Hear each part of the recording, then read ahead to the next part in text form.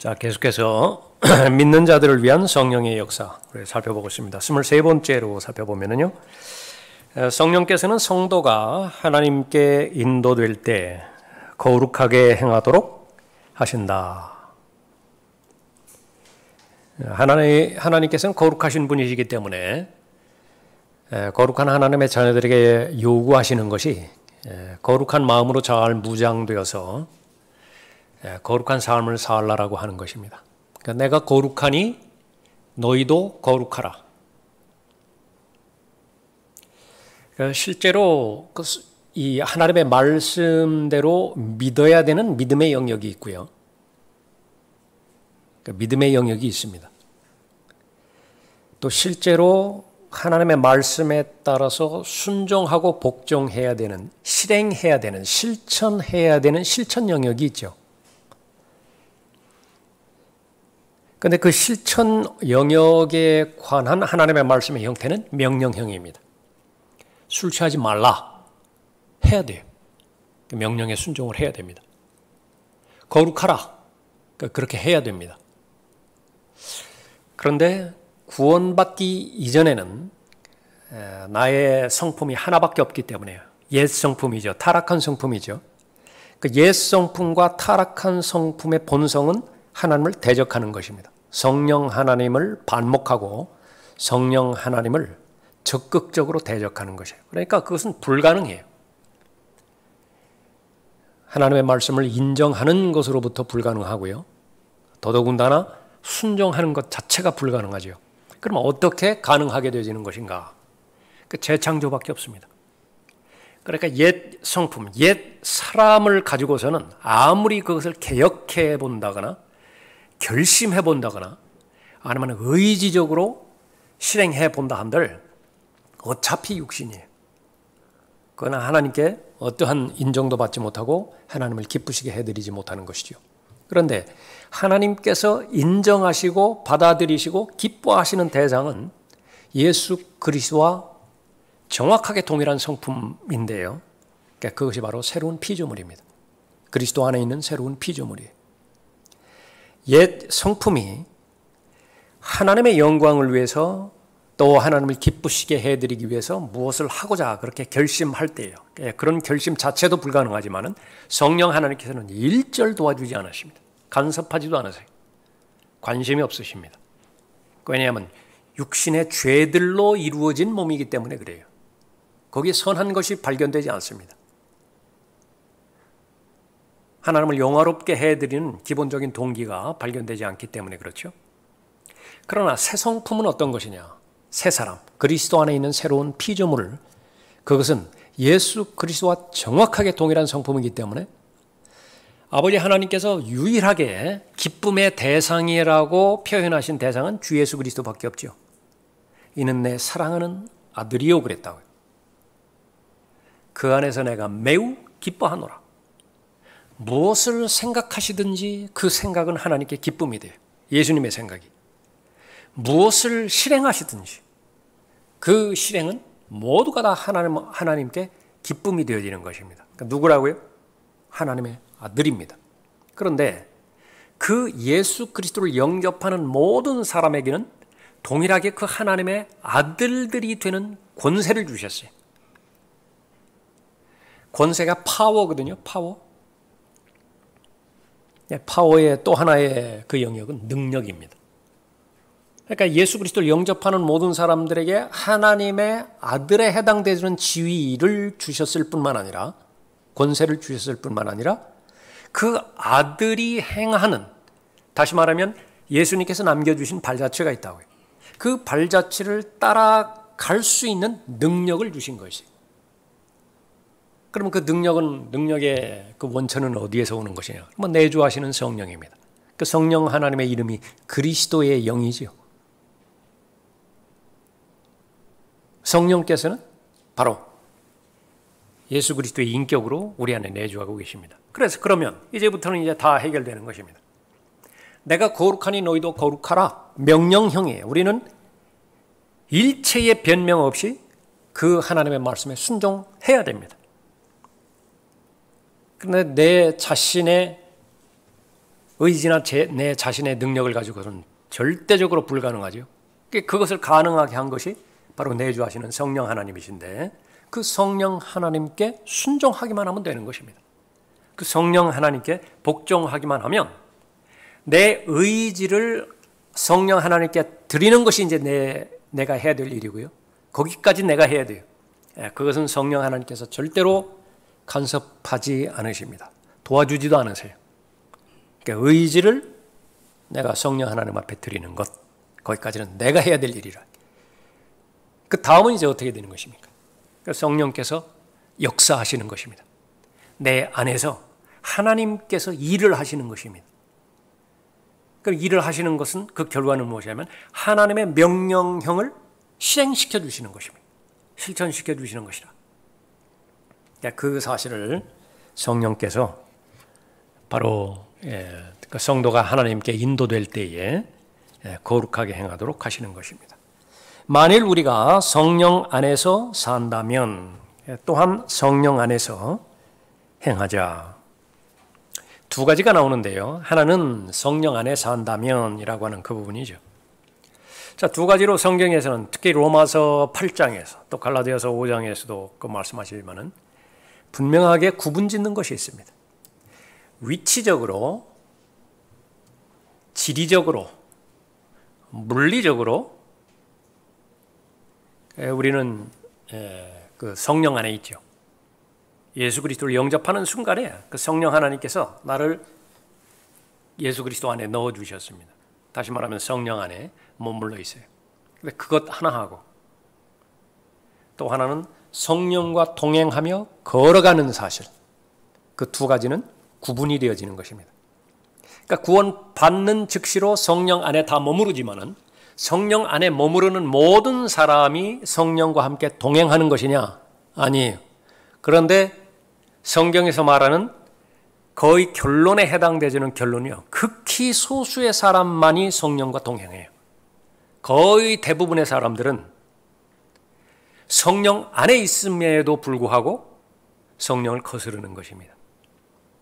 그러니까 육신 때문에 그래요. 자신의 의지를 성령 하나님께 내어주지 않기 때문에 그러는 것입니다. 성령께서는 그 부분을 도우신다 말씀하셨습니다. 그 다음에 성령께서는 하나님 아버지를 슬프게 하는 것들을 제거하도록 도와주신다 말씀하십니다. 그러니까 제일 먼저 하시는 일은 알려주시는 것입니다. 성령 하나님은 인격이시기 때문에 인격은 무엇입니까? 의지가 있는 것이죠. 감정이 있습니다. 하나님도 감정이 있어요. 하나님은 아주 기뻐하신다고요. 하나님은 아주 슬퍼하실 수 있어요.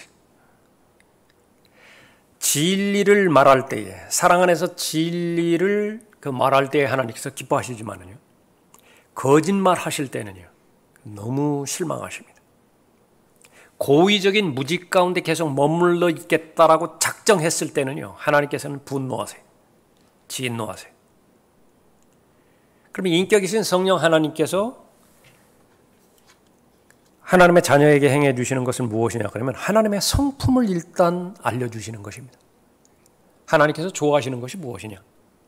하나님께서 싫어하는 것이 무엇이냐? 그런데 그 기준은 철저하게 성경적 기준이죠.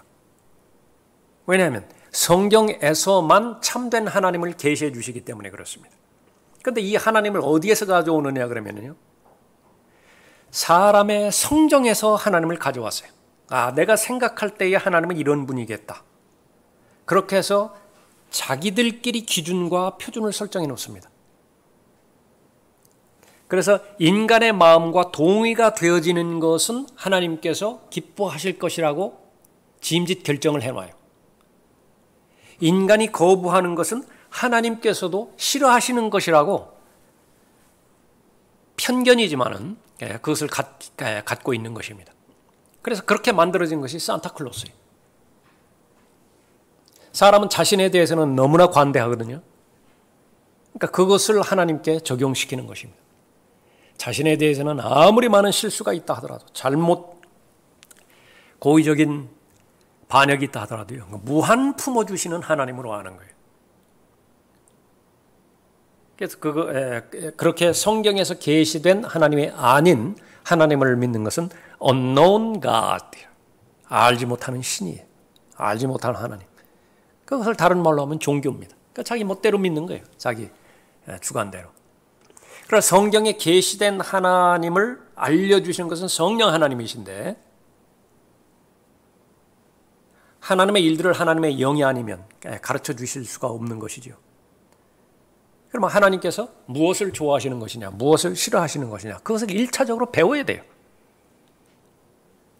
계시된 하나님의 말씀을 통해서. 그러면 이제는 하나님을 슬프게 하는 것들이 있다고요. 그러니까 그것들을 제시하시면서 그것을 구체적으로 제거할 수 있도록, 그래서 그 부분으로부터 자유로워질 수 있도록 해주시는 것이죠. 에베소 4장 30절 말씀이죠. 하나님의 거룩한 영을 슬프게 하지 말라.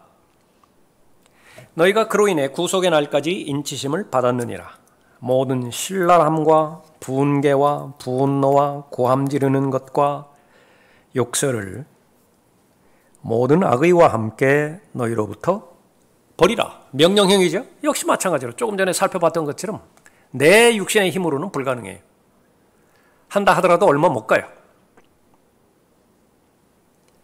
너희는 서로 친절하고 다정다감하며 서로 용서하되 하나님께서 그리스도를 위하여 너희를 용서하신 것 같이 하라. 명령형이에요. 그러니까 성령 하나님의 역사가 없다고 한다면, 도우심이 없다고 한다면 이것은 불가능했죠. 그런데 이런 일들을 행하시는 것입니다.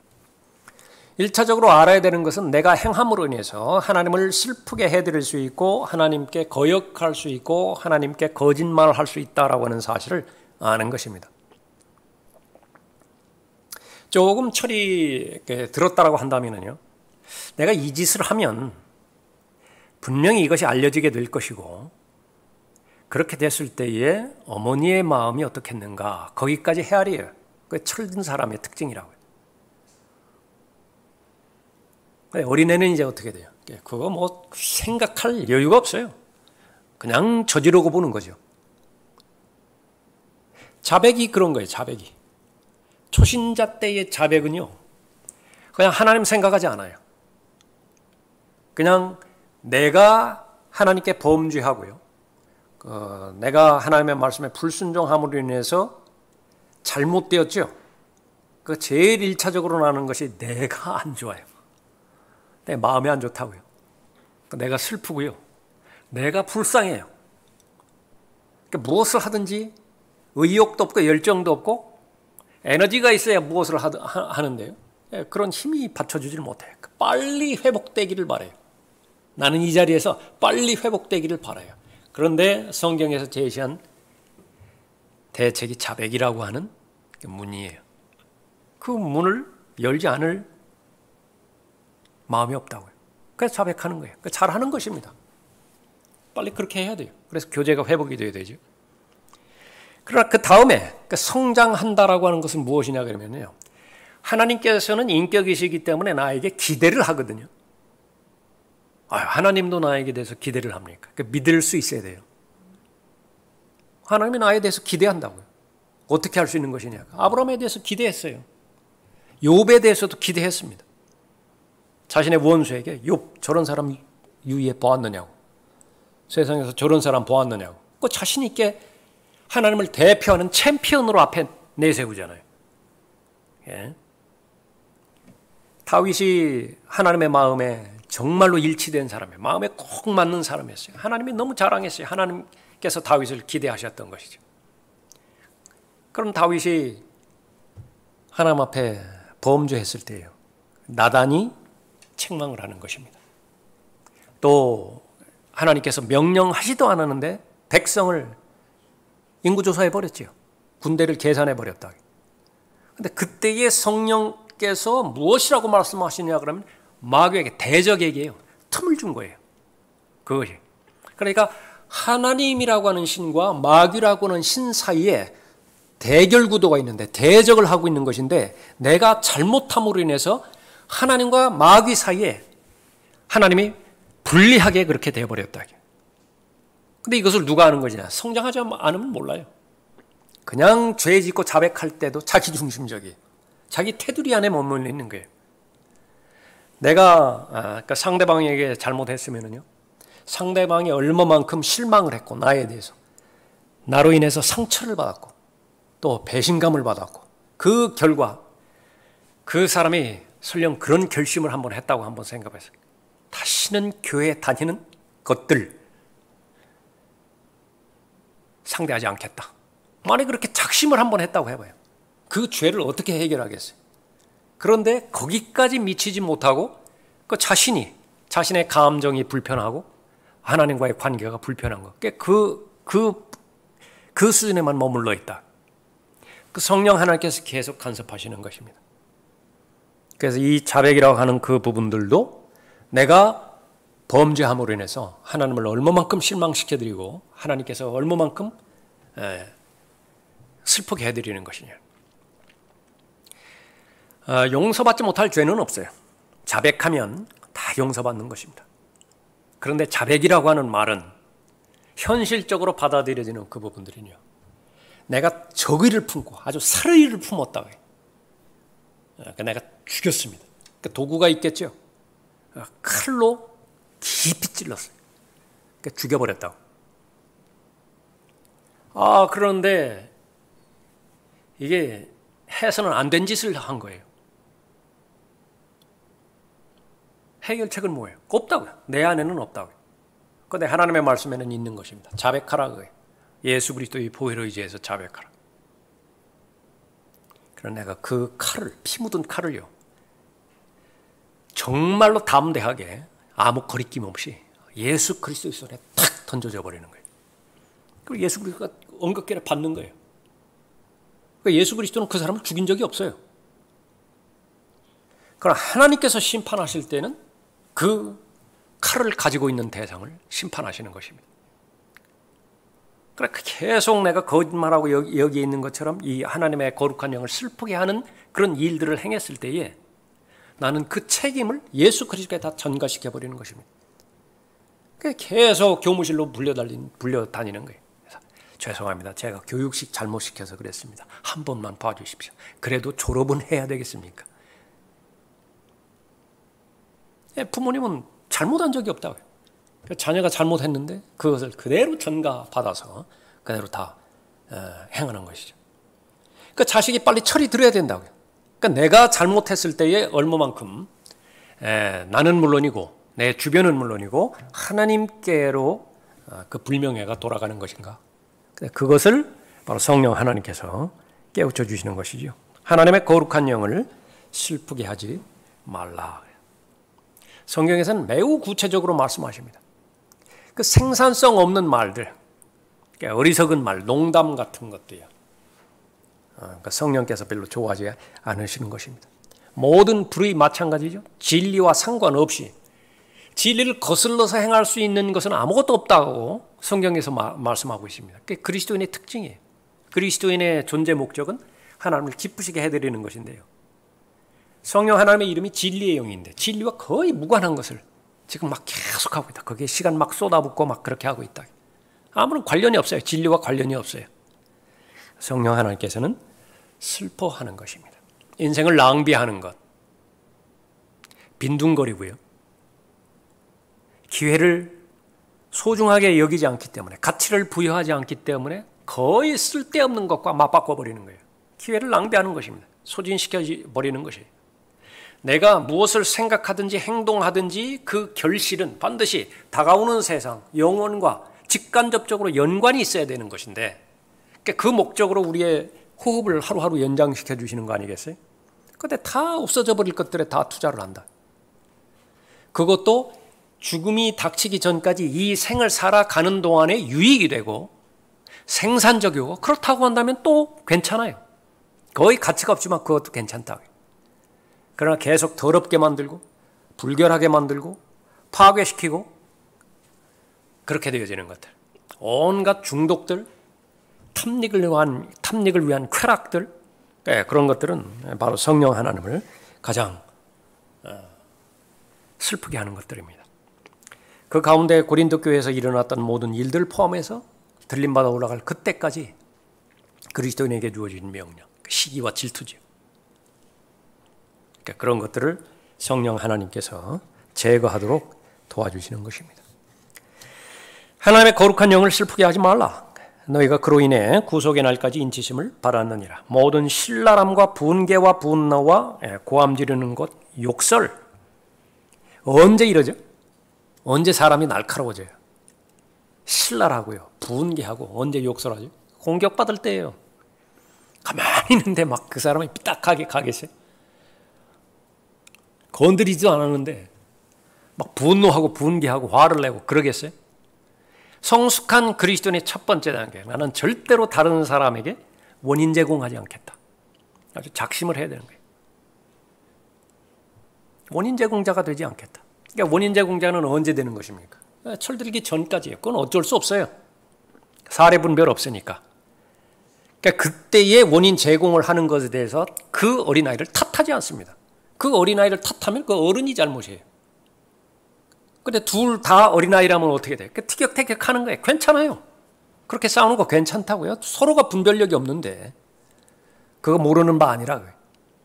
그러나 문제는 이제 계속 성령과 동행하면서 원인 제공을 그렇게 한다라고 한다면 그것이 문제가 되어지는 것입니다. 그래서 내주하시는 성령께서는 무엇을 가르쳐 주시는 것이냐? 공격받을 때 어떻게 분노를 통제할 것이냐? 공격받을 때에 어떻게 화를 다스릴 것이냐?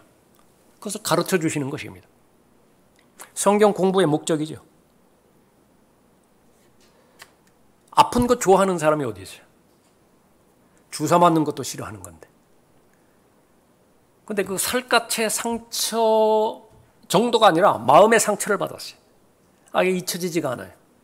어떻게 용서하죠? 불가능해요. 그건 불가능하다고요. 그러니까 그 불가능한 것을 가능하게 하는 것이 내주하시는 성령 하나님이십니다. 그럴 때의 처방은 어떻게 되는 것이냐? 그 성령 하나님께로 가야 되는 것입니다.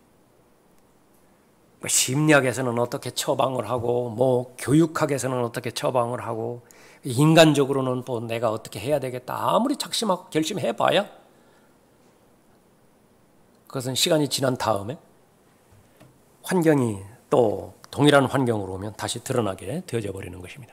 왜 화를 통제를 해야 되죠? 왜 분노를 조절하는 법을 배워야 되는 것입니까? 아주 그것도 전문가답게. 여기서 실패하면 마귀의 밥이 되기 때문에 그래요. 마귀에게 틈을 주게 된다. 그러니까 우리의 싸움이라고 하는 것은 마음 안에서 일어나는 싸움인데요. 고린도서 10장 3절 이후에서도 말씀하셨죠.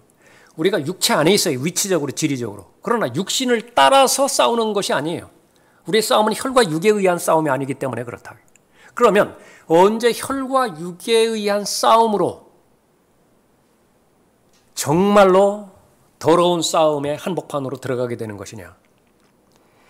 다른 것은 모른다 하더라도 아무리 파도가 거세다 하더라도 바닷물이 배의 기관실로 들어오게 해서는 안 돼요. 어떻게 하다 보니까 기관실로 물이 들어오게 돼버렸다. 그럼 끝난 겁니다. 그 배는 끝나는 거예요. 배의 크기에 따라서 침몰 시간이 결정될 뿐이죠. 싸우는 데 있어서 적군이 바다를 향해서 해군의 그 군함을 통해 가지고 상륙하려고 한다. 상륙 거점, 죽느냐 사느냐죠. 교두보, 죽느냐 사느냐예요. 무슨 일이 있다 하더라도 적에게 교두보를 구축하게 해서는 안 돼요. 상륙 거점을 마련하게 해서는 안 된다고요. 그러면 왜 적군은 이 바다를 통해서 그렇게 오겠어요? 상륙 거점만 마련된다면, 교두보만 형성된다면 그거는 100% 승산 있는 싸움이라고 결정 내렸기 때문에 그런 거예요. 그러니까 마귀가 바로 그렇다. 저 사람 화를 내게만 만들다면, 화를 내되 죄를 짓지는 말라라고 말씀하셨죠. 그러니까 이것도 성령께서 가르쳐 주시는 거예요. 화를 내지 못하면 바보입니다. 인간의 정서에서는요, 희노애락이 있다고요. 그것은 정상적인 정서예요. 화를 내야 되는데 화를 못 내요. 이상하다고요. 비정상적이라고. 화를 내서는 안 되는데 화를 냈다. 그럼 망하는 거예요. 그러니까 그 사실을 잘 감당을 해야 되죠. 자기 아버지가 욕을 먹고 있는데 아내가 막 지금 폭행을 당하고 있는데 나는 이웃을 사랑해야 된다고 해가지고 그냥 두 손 놓고 있다. 그러니까 그것은 비정상이라요. 그럼 그 기준, 아주 굵은 그 기준은 무엇이냐고요. 하나님께서 어떻게 반응하시느냐 보면 돼요. 이 상황을 놓고 하나님께서 분노하신다. 나는 반드시 분노해야 돼요. 이 상황에서 하나님께서는 반드시 직접적으로 심판하신다. 나는 반드시 심판해야 돼요. 거의 대부분 지금 이 시대의 경륜에서는 진리와 관련된 부분이죠. 사람에 대해서는 온유하지만은요, 진리에 대해서 공격을 당하다. 그러면 그것은 온유하면 그것은 비겁한 거예요. 겁쟁이라고 해요. 거기에 온유라고는 말이 적용되어서도 안 되는 것이지만은, 그러니까 내가 공격받을 때에 화를 다스려야 된다. 하나님께서 화내실 때 나도 화내는다. 그러면 화를 내도 죄를 짓지 않는 거예요. 마귀에게 틈을 주면 마귀에게 거점을 마련해 주는 것이고요. 거점이 마련되어지면 그 다음에는 마귀에게 점유당하는 것은 시간 문제라고요. 마귀도 너무 교활한 존재이기 때문에요. 거점을 마련했다고 해서 바로 즉시로 모든 것을 다 쓰러뜨리지 않아요. 그러니까 마귀는요, 일단 이 대상이 쓰러지는 것은 결정되었고요. 얼마만큼 주변의 사람들 엮어가지고서 한 번에 고구마 줄기 이렇게 끌어당기면 끌려오듯이요. 얼마나 많은 사람들을 엮어가지고 단번에 쓰러뜨려 버릴 것이냐. 그거 다 계산 안에 넣는다고요. 그럼 이제 오염시키기 시작하는 거예요. 쓴 뿌리는 그 사람에게만 해당되는 것이 아니라 주변 전체를 다 오염시켜 버리는 거예요. 성령 하나님께서 바로 아버지 하나님을 슬프게 하는 그런 모든 것들, 그걸 제거하도록 도와주시는 것입니다. 그런데 이 부분은요, 막 이 성경 막 열어가지고서 구절 찾아가면서 뭐 성구사전 찾아가면서 그렇게 공부할 필요 없다고요. 열어서 읽기만 하면 돼요. 가장 쉬운 일이죠. 근데 아이러니가 있어요. 생활에 있어서 신앙생활, 가정생활, 교회생활, 직장생활, 이 생활에 있어서는요, 가장 쉬운 것이 실행하기 가장 어려울 수 있습니다. 그렇습니까? 그래요. ABC에 해당되지는 것, 기초 중에 기초에 해당되지는 그것만 행하면 다 해결되는 것인데 그게 안 돼요. 그래서 우습게 그냥 건너뜁니다. 그래서 아주 깊고 오묘한 진리에 대해서는요, 관심이 있지만은요, 특히 이 사람의 성품, 이런 에베소 특히 이제 4장 이렇게 30절 본문 같은 경우에는요, 그냥 읽고 휙휙 지나가 버려요. 이 한 구절을 놓고 분노와 분개 이것을 가지고서 골방에 들어가서 깊이 묵상하고 내 안에서 이 부분들이 해결될 수 있도록 그렇게 기도하는 사람. 그러니까 여러분 자신에 대해서 한번 적용시켜 보십시오. 나는 언제 그러한 적이 있었던 것인가. 그런데 문제는 뭐냐면, 현실은 뭐냐면 계속 반복되는 거예요. 이게 이런 부분 때문에. 성령을 잘 배우고 또 성령 하나님으로부터 가르침을 받아야 될 그런 필요가 있어야 되겠죠. 골로새서 3장도 보세요. 골로새서 3장.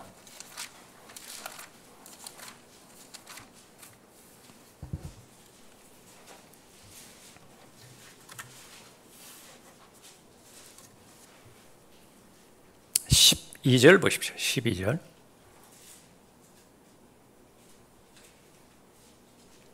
그러므로 너희는 하나님의 택함을 받은 거룩하고 사랑받는 자로서 그 자비로운 마음과 친절과 마음의 겸손과 온유와 오래 참음으로 옷 입으라. 이런 열정이 있고 이런 마음의 의도가 있으면 성령 하나님께서 반드시 그 소원을 들어주시는 것입니다. 기도에 응답해 주시고 역사해 주시는 것이죠. 13절에 만일 어떤 사람이 누구에게 불평이 있으면 서로 용납하고 서로 용서하기를 마치 그리스도께서 너희를 용서하신 것 같이 너희도 그리하라. 피하고 싶지만 어쩔 수 없는 명령형입니다. 해야 돼요. 이건 저에게는 안 되는데요. 그래도 해야 돼요. 그래도 해야 된다. 자, 우리는 교리적으로 우리가 잘 알고 있습니다. 신약 교회는요, 사복음서의 교리 위에 세워지지 않았다. 여러분 다 알고 계시죠? 마태복음, 마가복음, 누가복음, 요한복음의 교리 위에 지역교회가 세워진 것이 아니라 만약에 그 사복음서의 교리 위에 지역교회가 세워졌다고 한다면요, 모두가 다 지옥 가는 것입니다. 사복음서는 다 행위구원이에요. 행위구원. 천국에 들어가는 자가 어떻게 들어가는 것이냐? 아버지의 뜻을 행해야 들어가요. 그냥 믿는다고 고백만 하면 안 된다 그 말이에요. 신약 지역교회는 바울 서신의 교리 위에 세워졌습니다. 로마서부터 빌레몬서까지 세워졌다고 해요. 그러면 무엇이 독특한 것이냐? 로마서부터 빌레몬서까지 독특한 것. 주제는 새 사람이에요. 한결같은 주제는 옛사람 벗어버리고 새 사람으로 입는 것입니다. 그것을 성장이라고 말하고 있고 성숙이라고 말하고 있고 영적 전쟁이라고 말하고 있고 또 하나님 앞에 영광을 돌리는 구체적인 방법이라고 말씀하고 있어요. 그런데 우리가 살펴봤던 것처럼 대주제에는 다 동의를 해요. 총론에는 다 동의를 한다고요. 그러면 그것이 의미가 있으면 구체적으로 깊이 들어가지고 각각 조항에 해당되는 강론이 나에게도 진리로 이루어져야 되는 것인데 그건 그냥 넘어가 버려요. 왜 그렇습니까? 나에게 너무 관대하다. 다른 사람에 대해서는 그게 그렇게 각을 세우고 나를 세우고 잘못된 것에 견디지를 못하고 보지 못하고 막 그러는 것인데요. 그 문제가 나에게 일어났다. 그거 너무 관대해요. 그러니까 정치인들에게나 일어나는 일만이 아니에요. 얼마든지 구원받은 그리스도인에게도 그대로 일어나는 그 일들입니다. 그래서 그 대표적으로 에베소서라든지 골로새서라든지 영락없는 바울 서신 아니겠어요? 그 바울 서신 위에 교회가 그렇게 세워졌다고 한다면 이 부분에 대해서 그대로 잘 적용할 수 있어야 되는 것입니다.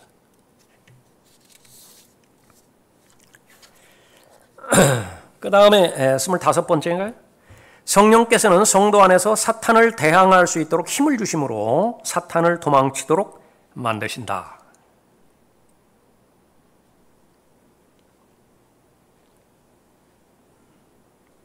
그리스도인이 자신의 마음에서 일어나는 전쟁이 있고요. 마음 밖에서 일어나는 전쟁이 있습니다. 두 전쟁 모두가 다 적극적으로 참여해서 다 승리를 쟁취해야 돼요.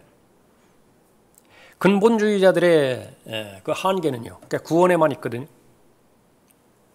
조금 더 나가면은 이제 성화예요. 성화라고 한다. 성화. 거룩하게 되어지는 거. 그 죄와 싸우는 거죠. 근데 그것이 다 맡겨주신 하나님의 믿음의 선한 싸움의 영역이 아니에요. 그렇게 잘 무장하면 이제는요. 마땅히 해야 되는 일들이 있는 것인데 악에 대해서 싸워야 돼요. 전투를 해야 된다. 그건 주적이 마귀입니다. 마귀에 대해서 싸워야 된다고요. 그러니까 거기까지 내 삶의 목표의 영역이 설정이 돼야 됩니다. 그런데 어떤 사람들은요. 내가 구원을 받았어요. 그걸로 만족하는 사람이 있습니다. 하나님의 말씀에 의하면 하늘이 두 쪽이 나도 나는 구원받은 사람이다. 관련 구절들도 내가 알아요. 그러니까 거기에 만족한다. 더 이상 의도가 없어요. 열정도 없다고요. 그 성령 하나님께서는 하실 일이 아무것도 없어요. 그 사람에게. 내려오신 목적이 없다고요. 그래서 조금 더 나아가는 사람이 있습니다. 조금 더 나아가는 사람은 어떤 것입니까? 나는 죄와 맞서서 싸우는데 거기에만 의미가 있다. 조금 더 시간이 많이 걸리겠죠. 그 진리를 알면 진리가 그 사람 자유롭게 해주시니까 그렇게 됩니다. 거기까지 다다를지도 몰라요. 거기에서 만족해버렸다. 그 성령 하나 또 제한됩니다. 그 사람에게는. 적극적으로 하나님의 전신 갑옷으로 무장해야 돼요. 원수인 마귀에 대해서 사탄에 대해서 대적하고 그렇게 싸워야 되겠죠. 그러니까 성령 하나님께서는 그 부분을 위해서도 기록해 주시는 것입니다. 디도서 보십시오. 디도서 1장에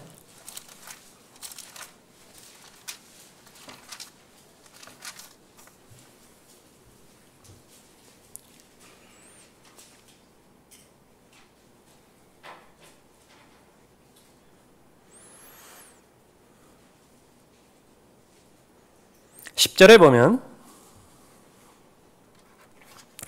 이는 불복종하는 자들과 헛된 말을 하는 자들과 속이는 자들이 많기 때문이며 특히 할례파 중에 그러한 자들이 많으니 더러운 이익 때문에 가르쳐서는 안 될 것들을 가르쳐서 집들을 온통 뒤집어 놓는 그들의 입을 막아야 될 것이라. 이거 진리와 관련되어 있죠. 그러니까 이러한 자들에 대해서 한없이 용서하라. 그리스도께서 너를 용서하신 것 같이 그들을 용서하라. 절대로 그렇게 말씀하시지 않았어요. 이게 두 말씀을 나누지 못하기 때문에 선과 악에 대한 분별력이 없는 것입니다. 그러니까 하나님께서 분명하게 알고 싶게 말씀하셨죠. 이러한 자들을 용납해서는 안 돼요. 반드시 적극적으로 대적해야 됩니다. 분노해야 돼요. 그러니까 왜 그렇습니까? 하나님께서 맡겨준 약물이 다 훔쳐간다. 그러니까 그 사람이 지금 이 자리에 앉아 있어야 된다고요. 그런데 왜 앉아 있지 못해? 아직 성장하지 못해서 분별력이 없는데요. 아까 채가버렸어요. 그 상황을 놓고 그냥 용납해야 된다. 그러니까 하나님 사람도 아니에요. 그런 사람은 하나님의 일을 맡으면 안 되는 것이라. 12절에 그들 중에 하나인 그들 자신의 선지자조차도 말하기를 크레테인들은 항상 거짓말쟁이들이고 악한 짐승들이며 게으른 탐식가들이라 했으니, 이거 표현만 XX 새끼 이렇게 말하지 않았다 그 말이에요. 뭘 상상하실지 모르지만은 그 소리 안 했단 말이에요. 그런데 표현할 수 있는 아주 최고의 욕을 해버린 거예요. 이런 거. 독사들에 대해 예수님께서도 그렇게 말씀하시죠. 게으른 탐식가라고 그렇게 그 말씀을 하셨고 저주받은 자들아 그렇게도 말했다. 그보다 더 심한 말이 어디 있어요? 예. 어떤 사람에게 복음을 증거할 때 하나님의 심판에 대해서 증거하고 그 심판의 결과는 지옥에서의 영혼이 저주와 지옥의 영원한 형벌 가운데 처하고 있다.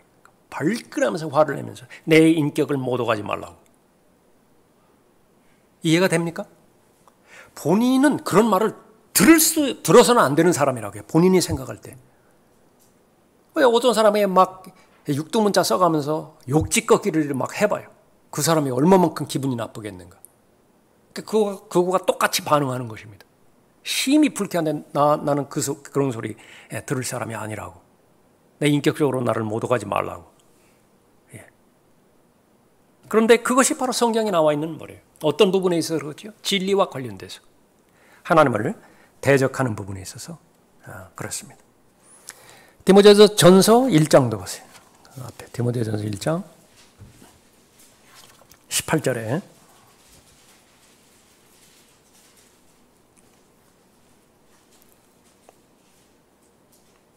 아들 디모데야, 내가 너에게 부탁하노니 전에 너에게 주어진 예언들을 따라 그것으로 선한 싸움을 싸우며 믿음과 선한 양심을 붙들라. 어떤 사람들은 믿음에 대한 선한 양심을 내던짐으로 파선하였느니라. 그 다음 절에 그들 가운데 후메네오와 알렉산더가 있는데 내가 그들을 사탄에게 내어준 것은, 사탄에게 내어줬다. 그 사람을 위해서 절대로 기도하지 않는다 그 말이에요. 다른 사람들에게 경고하는 것입니다. 그 사람과 교제하면 나도 그 사람과 교제하지 않겠다. 경고하는 것입니다. 왜냐하면 더 이상 누룩이 퍼지지 못하도록 조치를 취하는 마지막 조치이기 때문에 그래요. 사탄에게 내어준 것은 그들로 하나님을 모독하지 못하도록 배우게 하려는 것이라 그랬다. 그러니까 이런 것을 배우는가? 배워야 돼요. 판단하는 것을 배우고 정죄하는 것을 배우고 또 분리하는 것을 배워야 되죠. 분노하는 것을 배워야 되는 것입니다. 지금 어떤 영역이죠? 개인과 개인의 관계, 개인과 개인의 관계에서는 에베소서 4장 말씀 30절 이후의 말씀이 진리죠. 그것은 절대로 마귀에게 교두보를 내주어서는 안 돼요. 신랄함이나 분개나 분노나 용서하지 못함이나 기다려주지 못함이나 이런 것들로 표현함으로 인해서 마귀에게 먹혀서는 안 된다 그 말이에요. 그러나 이것이 진리 싸움입니다. 그 진리와 관련되어 있어서는 철저하게 응징을 하는 것인데 여기에 누가 나오느냐면 후메네오라고 하는 이름이 나오고요. 알렉산더라고 하는 이름이 나와요.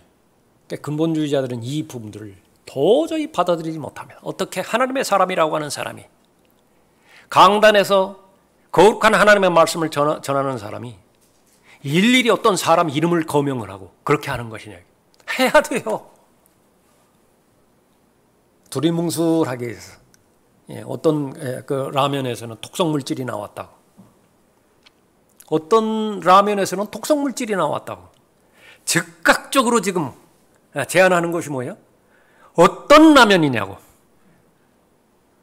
그래야 무슨 조치가 가지요, 조치가. 라면 안 먹을 수는 없고. 그러니까 그것이 있어야 그것을 배제시킬 거 아니겠어요? 그러니까 그런 부분에 있어서 성령 하나님께서 인도하신다라고 하니까 오해해서는 안 되는 것입니다. 잘못 배워서는 안 되는 것이에요. 성령 하나님을 가장 대적하는 것은요, 더러운 범죄, 그것이 아니라 사람 마음속 깊이 자리 잡고 있는 인본주의 성향의 인정상. 그러나 인본주의 성향 가운데서 성령 하나님과 동의가 되어지는 많은 부분이 있죠. 그것은 새 사람의 성품입니다. 그러나 그렇지 않은 부분이 있다고요. 그렇지 않은 부분. 그런 부분들을 잘 배울 수 있어야 되어지는 것입니다. 에베소서 6장 거기다 보십시오. 에베소서 6장에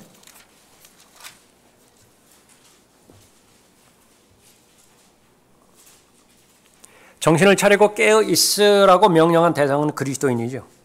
왜 그러냐면 주적 때문에 그래요. 지금 평화 시기가 아니라 화평의 경륜이 아닙니다.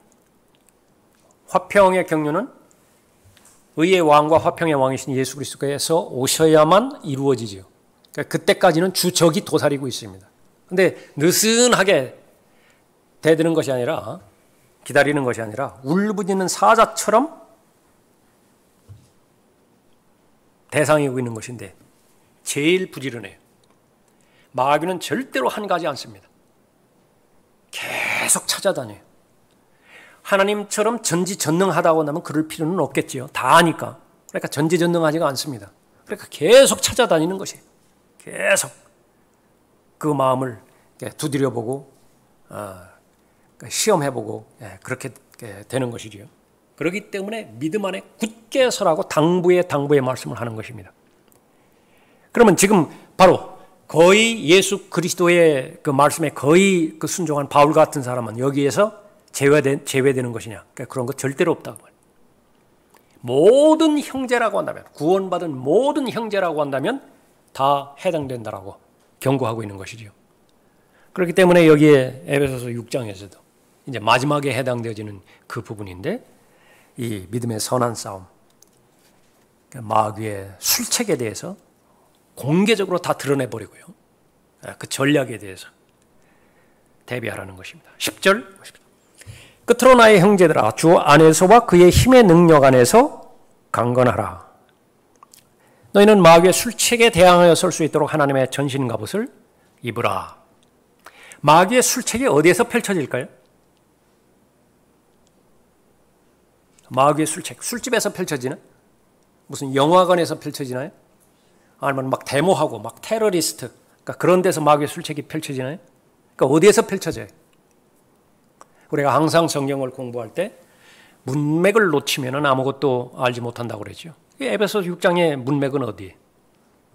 가정생활이에요. 가정생활. 이 에베소서 6장 이 부분들은 뭐 어디 생활입니까? 교회 생활이에요. 가정생활과 교회 생활에서 마귀의 실책에 의해 가지고 실패해버리면요, 그거 다 먹힌 거예요. 그래서 수없이 많이 깨어진 가정들, 수없이 많이 지금 그 기능을 상실한 가정들, 이 부분에 있어서는 하나님의 이 마귀의 술책에 대해서 대항하여 설 수 있도록 하나님의 전신갑옷으로 무장한 것이 아니에요. 그러나 여기에 제외되어지는 가정은 단 한 가정도 없어요. 경건하게 살고자 하는 결심을 하나님 앞에 바쳤다고 한다면 박해에서 제외되어지는 사람 없듯이요. 모두가 다 박해의 대상이라고요. 그 박해의 대상이라고 하는 것은 그 박해가 올 때마다 다 승리했다 그 말이 아니에요. 그 박해에 대해서 무릎 꿇은 경우도 있고요. 주저앉은 경우도 있고 타협한 경우도 있고 물론 승리한 경우도 있어요. 그 전체가 다 포함되어 있는 것이다. 그러나 이 사람은 하나의 마지막으로 소망이 있는 것은 무엇입니까? 오뚜기라고요. 또 일어난다고요. 또 일어나. 이 99번 넘어졌다 하더라도 또 일어난다고요. 그 복원력을 잃으면 끝나는 거예요. 그 복원력을 잃는 것이 낙심입니다. 좌절하는 거예요. 포기하는 거예요. 그렇지만 않는다고 한다면, 낙심하지 않고 좌절하지 않고 포기하지만 않는다고 한다면 성령 하나님께서 계속 도우세요. 우리에게 권면하는 것입니다. 도전하는 것이. 하나님의 전신갑옷으로 무장하라 그렇게 말하죠. 11절에 너희는 마귀의 술책에 대항하여 설 수 있도록 하나님의 전신갑옷을 입어라. 이는 우리의 싸움이 혈과 육에 대항하는 것이 아니라 정사들과 권세들과 이 세상 어두움의 주관자들과 높은 곳에 있는 영적 악에 대항하는 것이기 때문이라. 두 가지 말씀하십니다. 그래서 하나님의 진리의 말씀. 창세기 1장부터 요한계시록 22장까지 모두가 다 하나님의 진리의 말씀이다. 그 진리의 말씀을 활성화시키는 것이 성령님으로 말미암는 기도예요. 우선은 무기를 다 알아야 되죠. 무기 재원에 대해서 다 알아야 되고 사용법에 대해서 다 알아야 되고 그것이 의미가 있기 위해서는 방화쇠를 당기어야 된다. 불을 붙여야 돼요. 점화가 돼야 된다. 그래야 폭발을 내거라죠. 다 갖추었는데 점화시키지 않는다. 방화쇠를 안 당긴다. 이게 뭐죠? 골방에서의 기도예요. 골방에서의 기도가 없어요. 마귀는 다니엘보다 더 현명합니다. 나의 가장 약한 부분이 무엇인지 다 안다고. 약한 부분을 보완하지 않고 계속해서 지금까지 해왔던 것은요, 별로 방해 안 해요. 그대로 하도록 합니다. 그러나 가장 약한 부분, 이것을 보완하려고 할 때 이제 마귀는 바짝 긴장하고 울부짖는 사자처럼 달려드는 것입니다. 빛의 천사로 가장해서 달려드는 거예요. 폭력을 동원하든지 미인계를 동원하든지 그 일이 일어나면 안 돼요. 성령 하나님께서 그 부분을 도우시는 것이죠. 성령께서는 성도 안에서 사탄을 대항할 수 있도록 힘을 주심으로 사탄을 도망치도록 만드신다 말씀하셨습니다. 하나님께 복종하면 마귀는 도망갈 것이라고 야고보서 4장에서도 약속하고 있죠. 자, 오늘은 여기까지 하겠습니다.